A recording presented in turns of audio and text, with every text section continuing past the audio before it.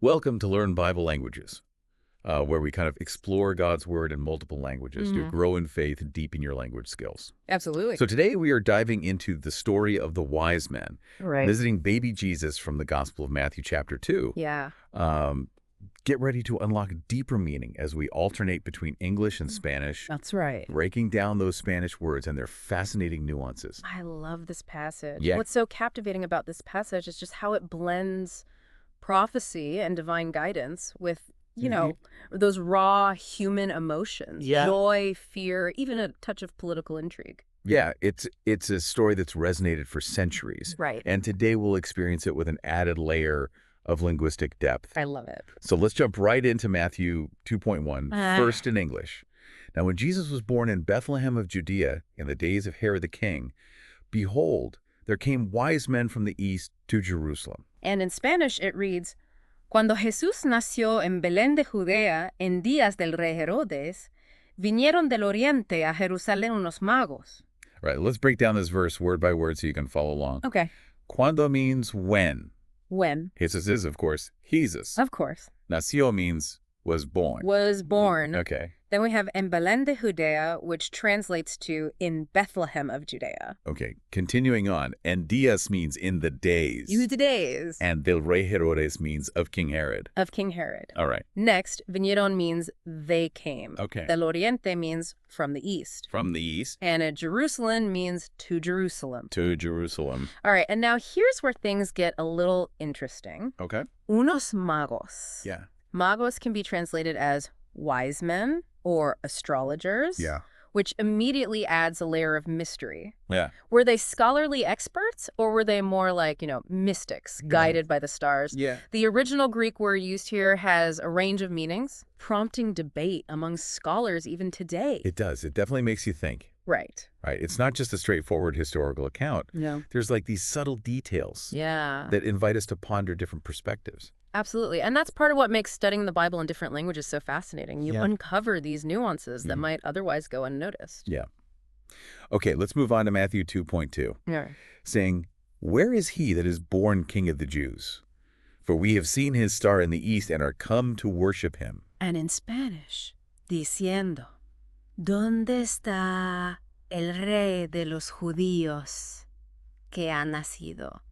Porque su estrella hemos visto en el oriente y venimos a adorarle. All right, breaking it down. Okay. Diciendo means saying, Saying, and donde está means where is. where is. Okay. Next, el rey de los judíos translates to the king of the Jews, Okay. a title that emphasizes Jesus' connection to Jewish tradition and prophecy, even in the Spanish translation. Right. Yeah. Then we have que ha nacido, which means who has been born. Who has been born? Porque means because. Because And su estrella is his star. his star. Okay.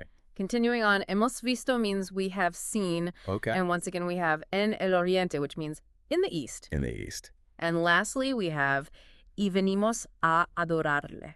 Mhm. This translates to, and we come to worship him. Okay. The word adorarle carries a strong sense of reverence and devotion, Yeah. suggesting that the wise men understood the significance of who they were seeking. Right.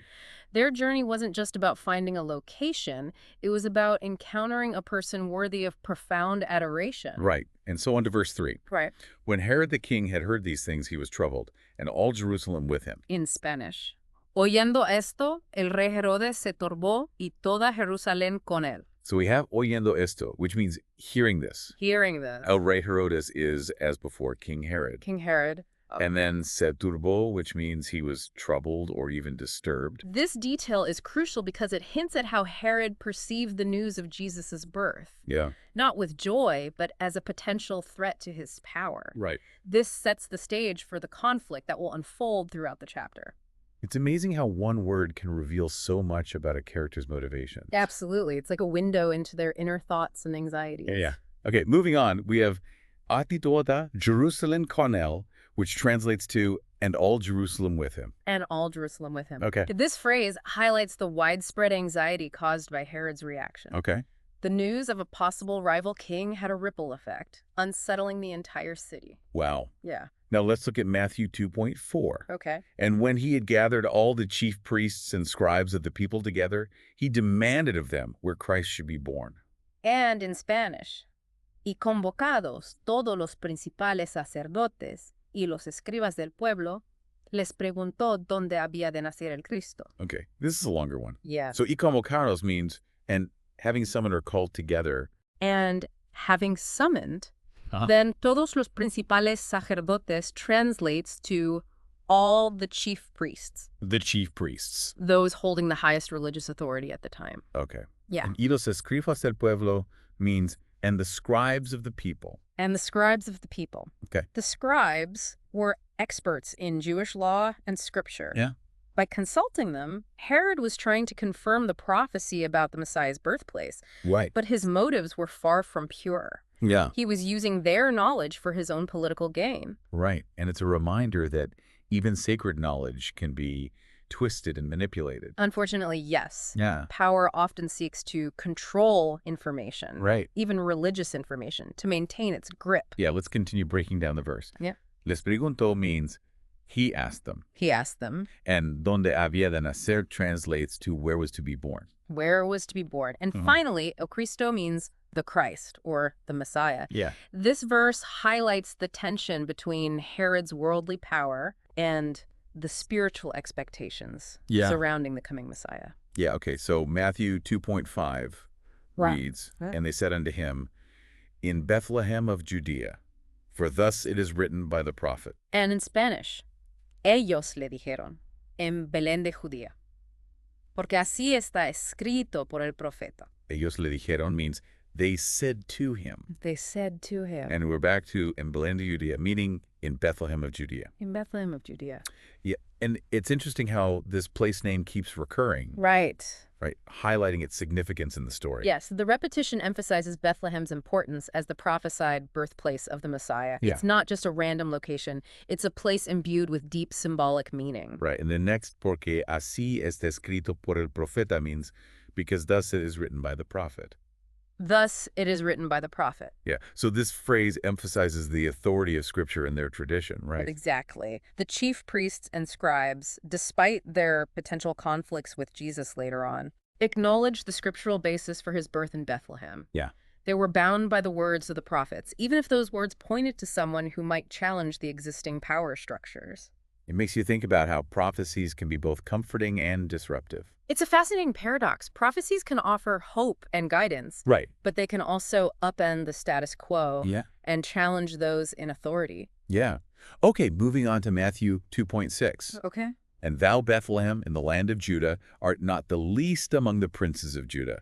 For out of thee shall come a governor that shall rule my people Israel. And in Spanish. Y tú, Belén de la tierra de Judá, no eres la más pequeña entre los príncipes de Judá, porque de ti saldrá un guiador que apacentará a mi pueblo Israel. So E2, Belen means, and you, Bethlehem. And you, Bethlehem, And de la tierra de Judá translates to of the land of the Judah. land of Judah. No eres la más pequeña entre los príncipes de Judá means you are not the least among the princes of Judah. This phrase speaks to the significance of Bethlehem despite its relatively small size. Yeah. It's a reminder that greatness can emerge from unexpected places. I love how the prophecy uses the word princes, Right. suggesting leadership and authority. It definitely foreshadows Jesus' future role as a leader, Yeah. but not just any leader. Right. Notice how the prophecy continues. Bro. Porque de ti saldrá un guiador. Right, which means for out of you shall come a governor. A governor. Yeah. Now, this word guidor is fascinating. Okay. It can mean guide or governor, Yeah. carrying both political and spiritual connotations. Yeah. It hints at Jesus being both a political leader, Right. like a king, and a spiritual leader, Right. like a shepherd guiding his flock. You can almost feel the tension building between these two realms. Right. Right. Something that will play out throughout his life and ministry. Absolutely. It's like this one word encapsulates the complexity of his mission. Absolutely. And that tension is amplified by the final part of the verse. Right. Apacentará a mi pueblo Israel, which means that shall rule my people Israel. That shall rule my people Israel. It's a reminder that Jesus' leadership would extend beyond the spiritual realm, Right. and into the very heart of his people's national identity. We'll pause here for now. Okay. But already there's so much to reflect on, right? I know. We've just scratched the surface of this story. Right. And the Spanish is adding a whole new dimension to our understanding. Absolutely. And things are about to get even more intriguing as we move into the next section. Yeah. So be sure to come back as we continue to explore the story of the wise men, Yes. verse by verse, Yeah. in both English and Spanish. Awesome. All right. Welcome back to our exploration of Matthew chapter 2. We're uncovering fascinating nuances as we delve into the story of the wise men in both English and Spanish. Last time we saw how King Herod reacted to the news of Jesus' birth with fear and cunning. Yeah. He summoned the chief priests and scribes, Right. those experts in Scripture, to pinpoint the prophesied birthplace of the Messiah. Right. Now things are about to take an even more intriguing turn. Oh, yeah. So let's dive into verse 7. All right. Then Herod, when he had privily called the wise men, inquired of them diligently what time the star appeared. And in Spanish. Entonces Herodes, llamando en secreto a los magos, indagó de ellos diligentemente el tiempo de la aparición de la estrella. Okay, let's unpack this. Okay. Entonces, Herodes means then Herod. Then Herod. Llamando en secreto a los magos translates to calling the wise men secretly. Calling the wise men secretly. Yeah, so this clandestine meeting adds a layer of suspicion to the narrative, right? Absolutely. That emphasis on secrecy suggests Herod was already plotting something sinister. Yeah. Something he didn't want to make public. Right, it's like we're getting a glimpse behind the curtain, seeing the wheels of political maneuvering starting to turn. Yeah. Next, we have indagó de ellos diligentemente, Okay. which means he inquired of them diligently. Inquired of them diligently. Almost persistently. Yeah, he was laser focused on getting the information he needed. And notice what he's so interested in. Yeah. El tiempo de la aparición de la estrella. The time of the star's appearance. The time of the star's appearance. Right. So Herod was obsessed with the timing, Yeah, likely to figure out Jesus' age and plan his next move. absolutely. Okay, let's move on to verse 8, All right. where Herod's true motives become even clearer. And he sent them to Bethlehem and said, "Go and search diligently for the young child, and when ye have found him, bring me word again that I may come and worship him also." And in Spanish. Y enviándolos a Belén dijo, id allá y averiguar con diligencia acerca del niño. Y cuando le halléis, hacedmelo saber para que yo también vaya y le adore. So Herod sends the wise men to Bethlehem, urging them to search diligently. Yeah. In Spanish, that's enviándolos a Belén, dijo. Y atale. Y él y averiguar con diligencia acerca del niño. Search diligently for the child. He even instructs them to report back to him. Yes. So that para que yo también vaya y le adore. So he can go and worship him also. So he can go and worship him also. Right. But do you think those words are genuine? That's the question, isn't it? His outward piety masks a far more sinister intention. Yeah. He's using the language of faith to disguise a plot to eliminate a potential rival.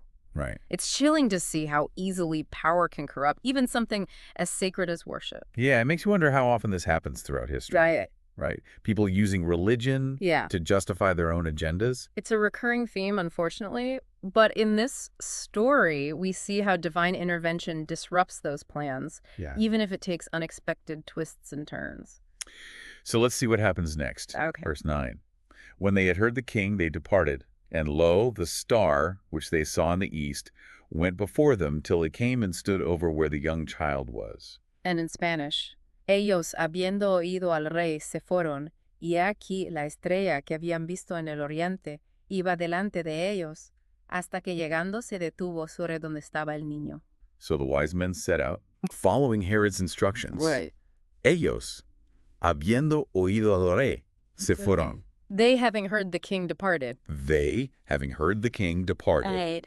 But then something incredible happens. Yeah. If aquí la estrella que habían visto en el oriente iba delante de ellos. And behold, the star which they had seen in the east went before them. That star, which they had seen in the east, reappears. Yeah. And iba delante de ellos. Went before them. Went before them. Right. It's like a divine GPS. I love that. Right. Guiding them toward their true destination. This is where the story takes on a supernatural element. Yeah. It's not just about following earthly maps and directions. It's about being led by a force Yeah. beyond human comprehension. And that force leads them directly to Jesus. Yes. Hasta que llegando se detuvo sobre donde estaba el niño. Until arriving, it stopped over where the child was. Until arriving, it stopped over where the child was. Right. So this precise movement and positioning highlight that there's a power at work here. It's far greater than Herod's schemes. It's a beautiful image of how God can guide us. Yes. Even when we're on a path that seems uncertain or dangerous. Yeah. It's about trusting that there's a greater plan unfolding, even if we can't see the full picture yet. Okay, on to verse 10. All right. When they saw the star, they rejoiced with exceeding great joy. And in Spanish, Mm-hmm. y al ver la estrella, se regocijaron con muy grande gozo. So, y al ver la estrella, And seeing this, and seeing the star, their response is immediate and overwhelming. Se regocijaron con muy grande gozo. they rejoiced with very great joy. They rejoiced with very great joy. Yeah, I can only imagine the relief and excitement they must have felt. right. Right, seeing that star again. It's a moment of pure, unadulterated joy. Yes. The kind of joy that comes from knowing you're exactly where you're supposed to be, even if it's not where you expect it to end up. Yeah. Okay, let's move on to verse 11. Where we finally witness the encounter between the wise men and Jesus.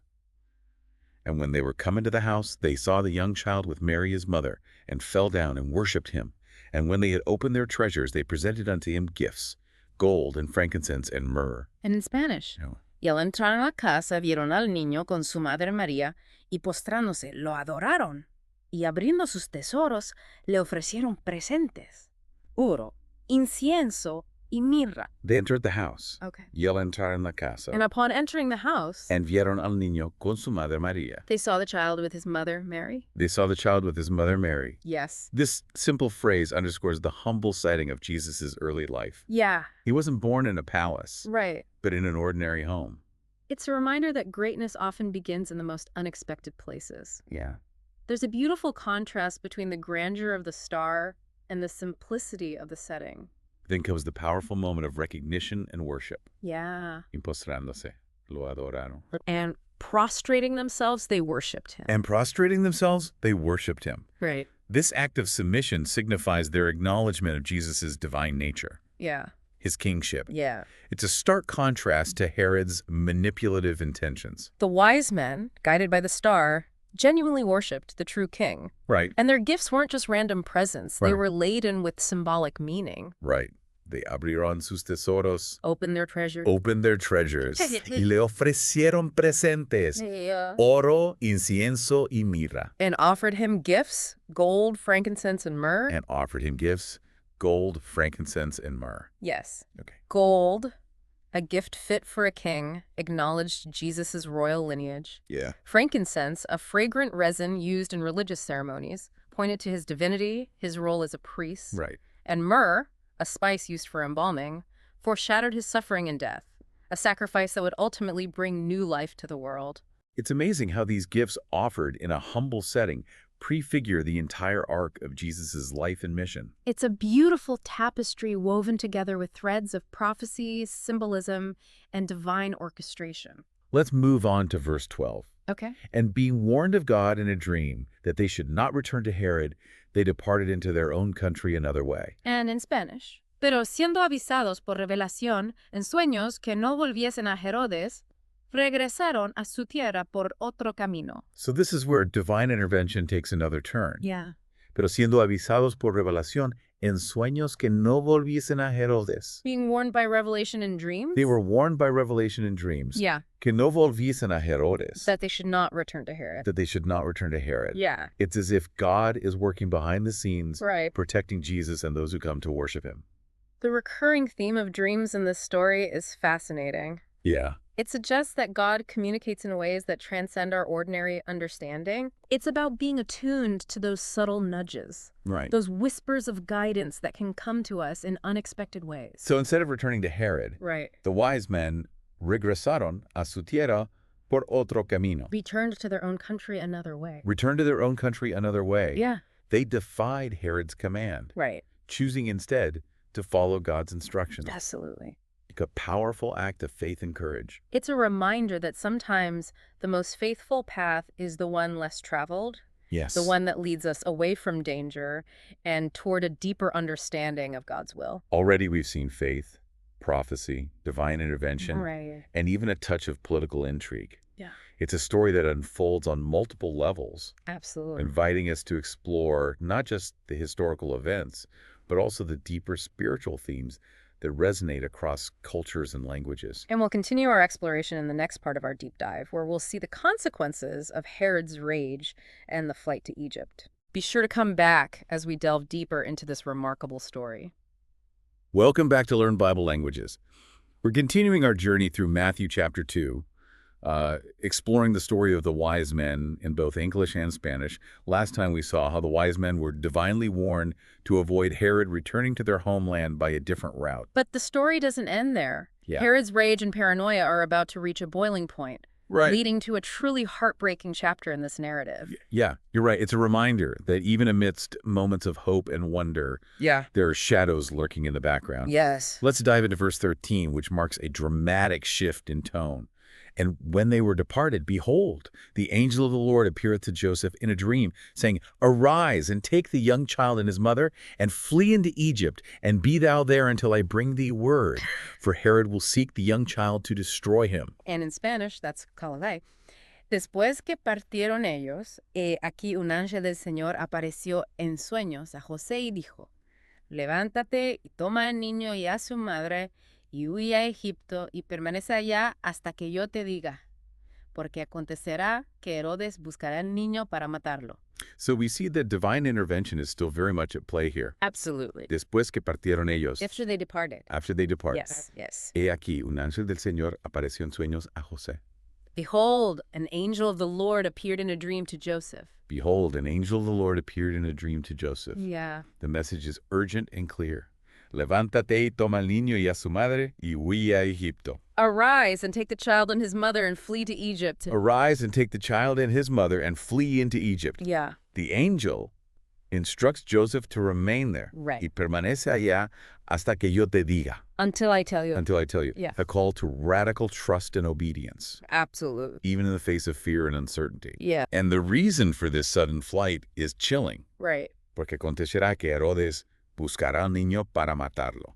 For Herod will seek the child to destroy him. For Herod will seek the child to destroy him. Yeah, Herod's true nature is revealed here. Yeah. He's willing to commit unspeakable acts to preserve his power, even if it means harming innocent children. Yeah. It's a stark reminder that power can corrupt, leading to devastating consequences. It's a reminder that the world is not always a safe. Right. Or just place. Yeah. Even for the most vulnerable among us. But amidst this darkness, we see the unwavering faithfulness of God, Right. who is actively working to protect Jesus and guide his family to safety. Yeah. Okay, on to verse 14. When he arose, he took the young child and his mother by night and departed into Egypt. And in Spanish.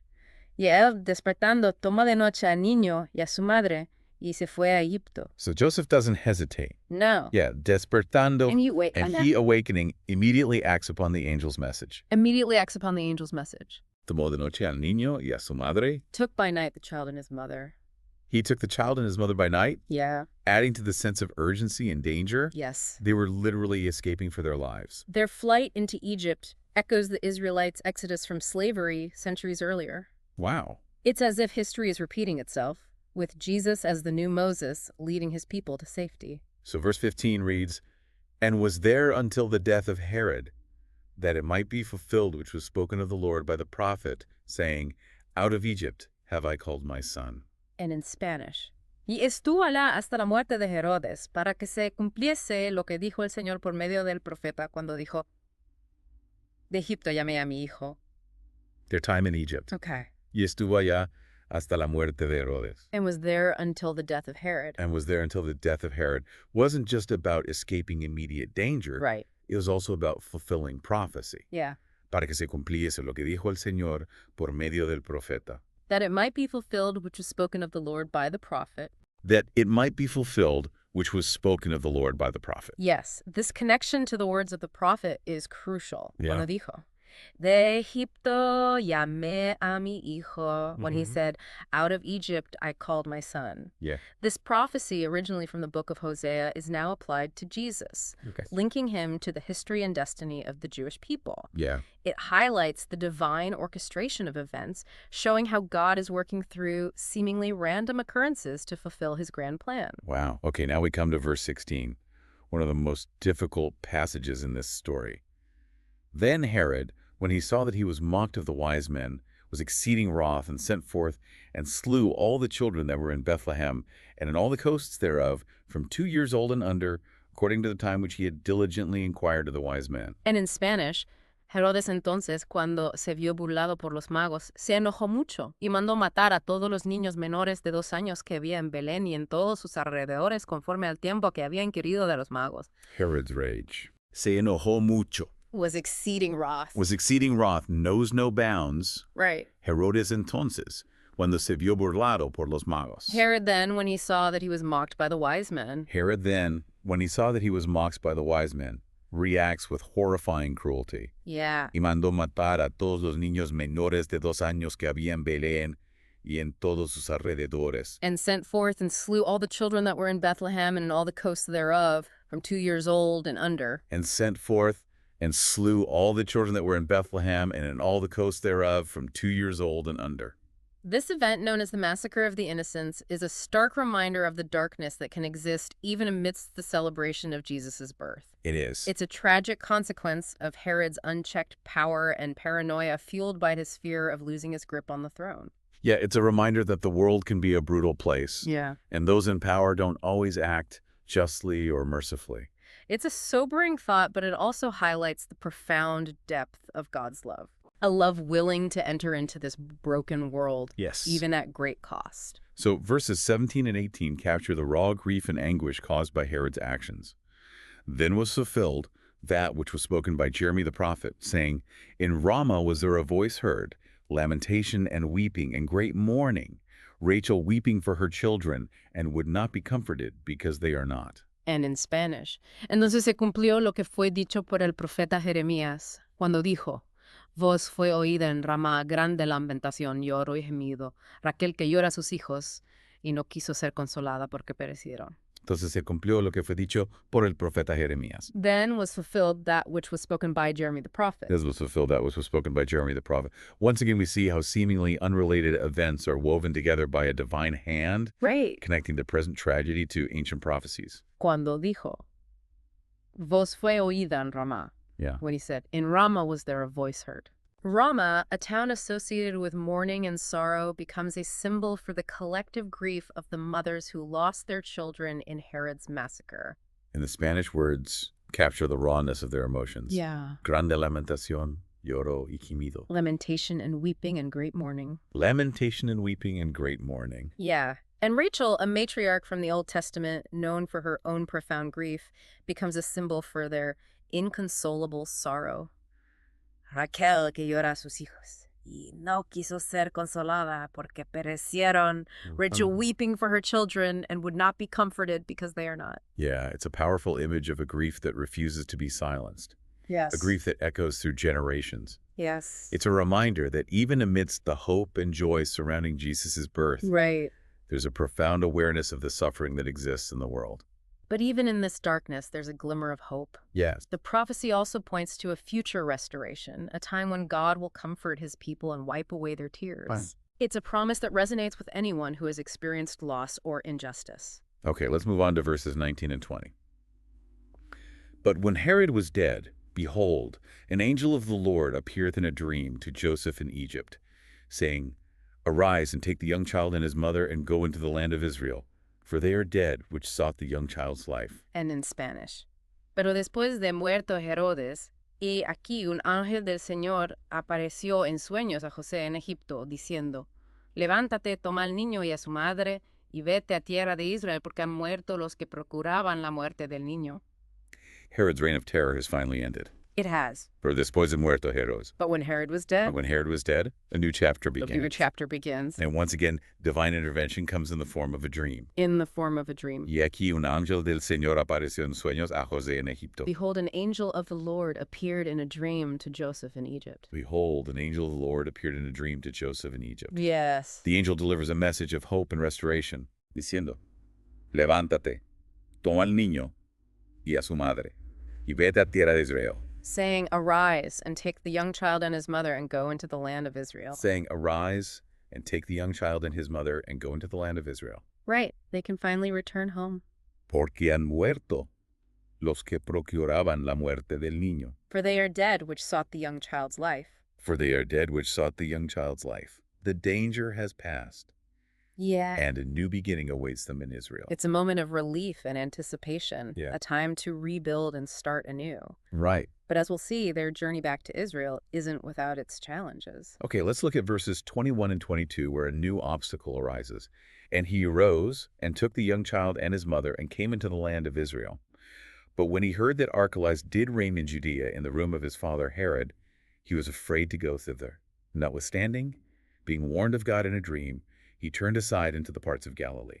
And in Spanish, entonces él se levantó y tomó al niño y a su madre y vino a tierra de Israel. Pero oyendo que Arquelao reinaba en Judea en lugar de Herodes su padre, tuvo temor de ir allá, pero avisado por revelación en sueños, se fue a la región de Galilea. So Joseph obeys the angel's instructions. Yeah. Entonces él se levantó y tomó al niño y a su madre y vino a tierra de Israel. And he arose and took the young child and his mother and came into the land of Israel. And he arose and took the young child and his mother and came into the land of Israel. Yeah. But as they approached their destination, Yes. a new threat emerges. A new threat. Pero oyendo que Arquelao reinaba en Judea en lugar de Herodes, su padre, tuvo temor de ir allá. But when he heard that Archelaus did reign in Judea in the room of his father Herod, he was afraid to go thither. But when he heard that Archelaus did reign in Judea in the room of his father Herod, he was afraid to go thither. Yeah, Archelaus, Herod's son, was known for his cruelty and tyranny. Right. He was a chip off the old block. Yeah, Joseph's fear Yes. tuvo temor de ir allá. He was afraid to go thither. He was afraid to go thither is understandable. Yes. He's not willing to risk his family's safety by returning to a place ruled by another Herod. Once again, we see the tension between divine guidance and human prudence. Yeah. God had promised them safety in Israel, but there were still earthly dangers to navigate. But just as before, divine intervention provides a course correction. Right. Pero avisado por revelación en sueños. Notwithstanding being warned of God in a dream. Notwithstanding being warned of God in a dream, Joseph receives new instructions. New instructions, yeah. It's a reminder that we need to be constantly attuned to God's guidance, even when our plans seem to be falling apart. Right. Paths may shift, but God's presence and direction remain constant. So, following the dream's guidance, Okay. se fue a la región de Galilee. He turned aside into the parts of Galilee. He turned aside into the parts of Galilee. This region, known for its diverse population and its distance from the political center in Jerusalem, offered a place of relative peace and obscurity for Jesus to grow up. And this seemingly minor geographical shift would have profound implications for Jesus' ministry later on. Right. His Galilean roots would shape his identity and influence his message, connecting him to the everyday lives and concerns of ordinary people. And finally, we come to verse 23, the culmination of this epic journey. And he came and dwelt in a city called Nazareth, that it might be fulfilled, which was spoken by the prophets, he shall be called a Nazarene. And in Spanish, y vino y habitó en la ciudad que se llama Nazaret, para que se cumpliese lo que fue dicho por los profetas que habría de ser llamado Nazareno. Y vino y habitó en la ciudad que se llama Nazaret. And he came and dwelt in a city called Nazareth. And he came and dwelt in a city called Nazareth. This seemingly ordinary town would become forever linked with the identity of Jesus, the place where he would spend his formative years. And this wasn't just a random choice. It was part of a larger plan, fulfilling ancient prophecies. Right, and para que se cumpliese lo que fue dicho por los profetas. That it might be fulfilled which was spoken by the prophet. That it might be fulfilled which was spoken by the prophets. Yes. Que habría de ser llamado Nazareno. He shall be called a Nazarene. He shall be called a Nazarene.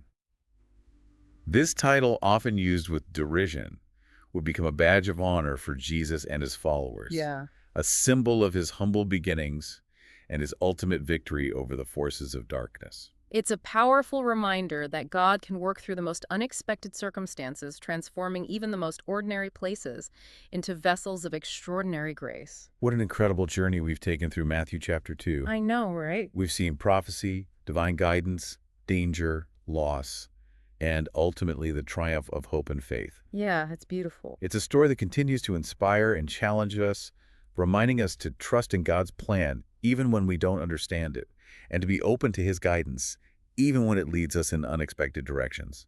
And we've experienced it all in both English and Spanish, adding a layer of linguistic and cultural richness to our understanding. Yes. It's a testament to the power of language to bridge divides and unlock deeper meaning in the sacred texts that have shaped our world. So which verse touched your heart and helped you learn? Share your insights in the comments. We'd love hearing from you and learning together as a community. Until next time, keep exploring God's Word and discovering the beauty of language. Absolutely.